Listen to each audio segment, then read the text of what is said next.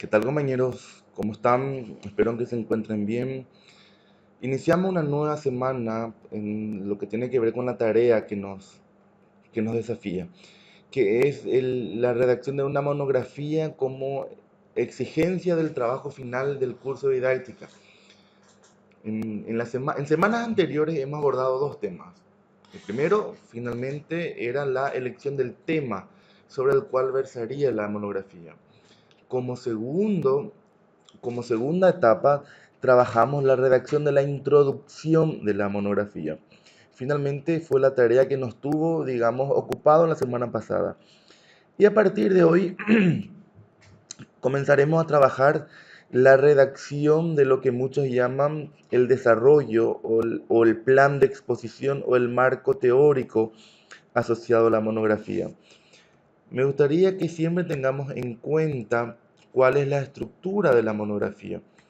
Habíamos dicho, en clase incluso, habíamos comentado que la monografía era el trabajo académico que básicamente contenía tres elementos: una introducción, el cuerpo del trabajo y las conclusiones. La semana anterior hablamos largo y tendido sobre la introducción. Es más, muchos, perdón, muchos compañeros han subido a la plataforma Moodle sus avances en cuanto a la introducción. Otros todavía, digamos, estarán trabajando por el mismo.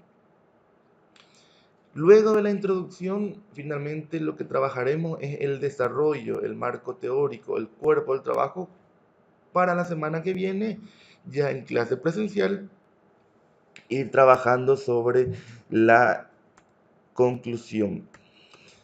Recordando, ¿cuál era, cuáles eran las etapas o cuáles eran las fases o los elementos de una introducción? Y finalmente, ya lo vimos en los materiales. Con la introducción, lo que se pretende en la introducción es dejar bastante claro el tema, el contexto y sobre todo la perspectiva, el alcance de lo que se va a trabajar en la monografía.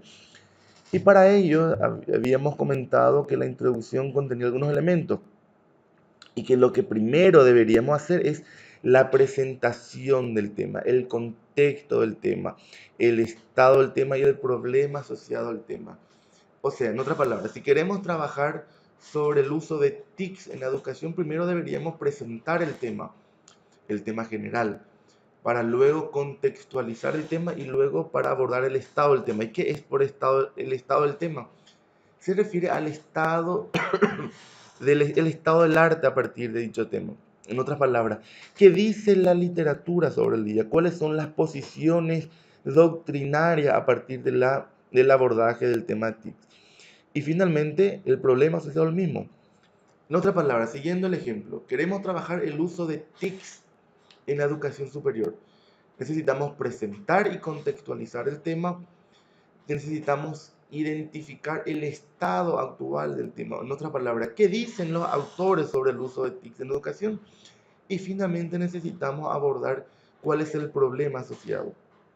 Entonces diríamos que luego de la revisión, que distintos autores hablan aquello, dicen esto, y nos preguntáramos entonces, ¿cuáles son las herramientas principales tecnológicas que se podría utilizar en la educación superior? A partir del tema hablaríamos del objetivo y la metodología. En esta parte soy muy rápido porque ya tenemos el video anterior donde hemos desarrollado cada punto de manera bastante precisa. Bien, aquí también en esta presentación tenemos la posibilidad de dejar claro algunos tips que tienen que ver en cuanto a la redacción. Por ejemplo, cuando quisiéramos hablar del contexto y la importancia del tema para la sociedad, decimos, cada vez es más difícil ignorar, la evaluación X es la principal causa de, el factor de deserción es un caracterizado por, o las tecnologías desempeñan un papel importante en, o la evaluación es un importante componente para medir, o en el ámbito de la educación superior se ha convertido en un aspecto central para el abordaje de políticas educativas. Finalmente, aquí podrán ver una lista de tips de cómo redactar y contextualizar la importancia del tema. Para cuando necesitemos sintetizar la literatura relevante, podríamos decir que recientemente investigadores han examinado los efectos del uso de la tecnología en la enseñanza de las matemáticas, o estudios previos han hallado que las políticas de inclusión han posibilitado que, o la evidencia reciente sobre la materia sugiere que el financiamiento de la educación superior, tal cuestión. En esta lista lo que tenemos y podemos ver es una suerte de tips de cómo ir redactando. Lo mismo que cuando quisiéramos hablar del problema asociado al tema. Entonces decimos, sin embargo, estos rápidos cambios actuales están teniendo un grave efecto sobre el proceso de enseñanza y aprendizaje. Entonces, en este caso, este problema es el antecedente que nos permite hablar del objetivo. Porque finalmente, si yo digo que, sin embargo, estos rápidos cambios están teniendo un grave efecto sobre la enseñanza en la educación superior, la monografía podrá tener por objetivo abordar las herramientas principales que tal o cual cuestión. O decimos, sin embargo, un problema de este tipo tiene que ver con la falta de financiamiento de las actividades de investigación. Por lo tanto, esta monografía tendrá por objetivo analizar fuentes alternativas de financiamiento. En otra forma es presentar como las investigaciones han demostrado que el uso de los teléfonos móviles permiten mayor dinámica en los procesos de enseñanza. Por lo tanto, esta monografía tendrá por objetivo analizar el uso del aparato móvil, del teléfono inteligente en procesos académicos. Bien. Tal vez en nuestra introducción quisiéramos de alguna manera resaltar controversia en el campo de estudio. Y decimos, hasta la fecha ha habido escaso acuerdo en cuanto al uso de teléfonos móviles o de las tecnologías de la información en los procesos pedagógicos. O decimos, recientemente la literatura científica ofrece resultados contradictorios sobre cuestiones que tienen que ver con la inclusión educativa. O decimos que a día de hoy continúa el debate relacionado sobre prácticas pedagógicas inclusivas. Entonces, con estas listas, lo que estamos haciendo es resaltando la controversia en el campo de estudio. También quisiéramos tener por objetivo en nuestra introducción resaltar las debilidades de la literatura previa. Y decimos que tales exposiciones no son satisfactorias dado que, por ejemplo, estamos abordando investigaciones que de alguna manera abordan el uso de tecnología en sala de clases. Y decimos que tales exposiciones no son satisfactorias dado que las teorías del aprendizaje son de X años y no reflejan necesariamente la sociedad actual, por decirlo. Finalmente, lo que decimos cuando presentamos el contexto es dar pie a la problematización para de alguna manera elaborar el objetivo de la monografía. Finalmente, en base a lo expuesto, ¿qué queremos? Explorar, describir el uso de las tecnologías en la educación superior, analizar la ley de educación inclusiva, evaluar prácticas pedagógicas. ¿Qué pretendemos hacer en nuestra monografía? ¿Hasta dónde queremos llegar? Todo esto para llegar aquí.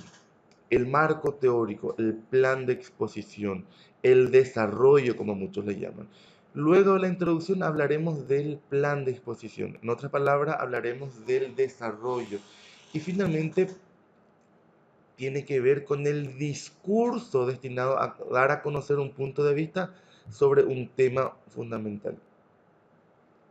Y hablamos entonces del cuerpo de la obra. ¿Cómo vamos a estructurar el desarrollo? ¿De qué manera vamos a construir el marco teórico?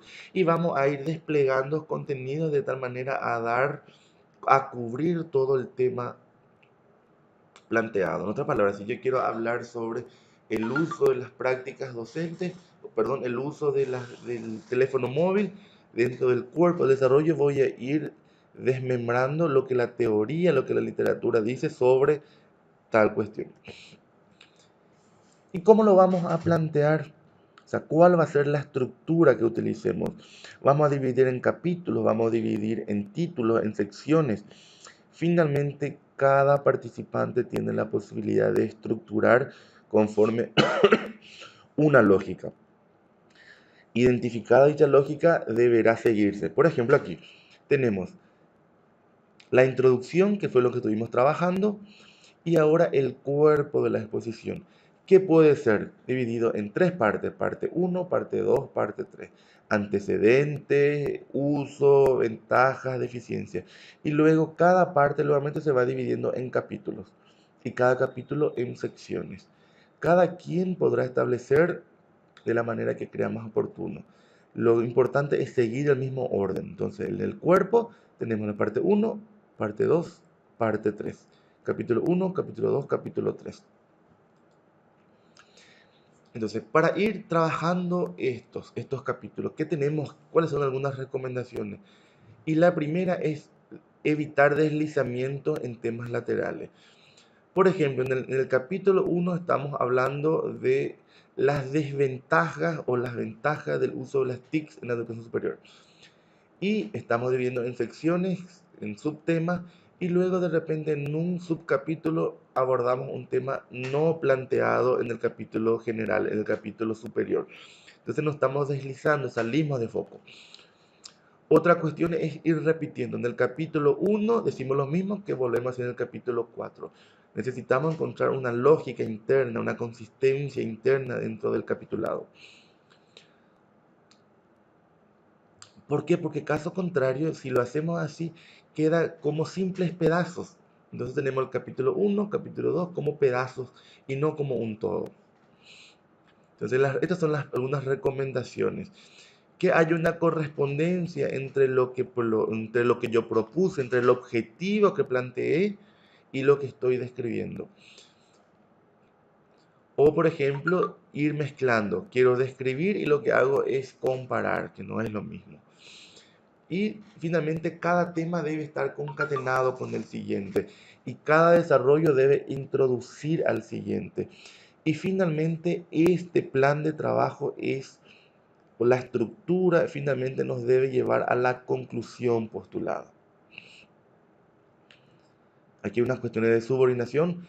Temas de similar generalidad deben ser tratados al mismo nivel. Perdón. Grandes temas, divisiones mayores. Un tema particular no podrá subordinar un tema mayor. Imposible. Y toda división debe comportar al menos 2 puntos subordinados: parte, capítulo, sección, subsección. Cada quien va estableciendo. Entonces algunos van a hacer de esta manera: parte, capítulo, capítulo, sección, punto, parágrafo, subparágrafo. Otros van a hacer como capítulo 1, capítulo 2, capítulo 3 y así sucesivamente. Y otro parte primera, nociones, capítulo 1, parte segunda, parte tercera. Todo esto nos tiene que llevar a las conclusiones. Finalmente, lo que hacemos aquí es de alguna manera preparar al lector para las conclusiones. Y estas conclusiones las iremos trabajando en la siguiente clase presencial, que es el próximo jueves. Bien, gente, espero y aguardo entonces la remisión de sus avances que tiene que ver con la conclusión. Saludos.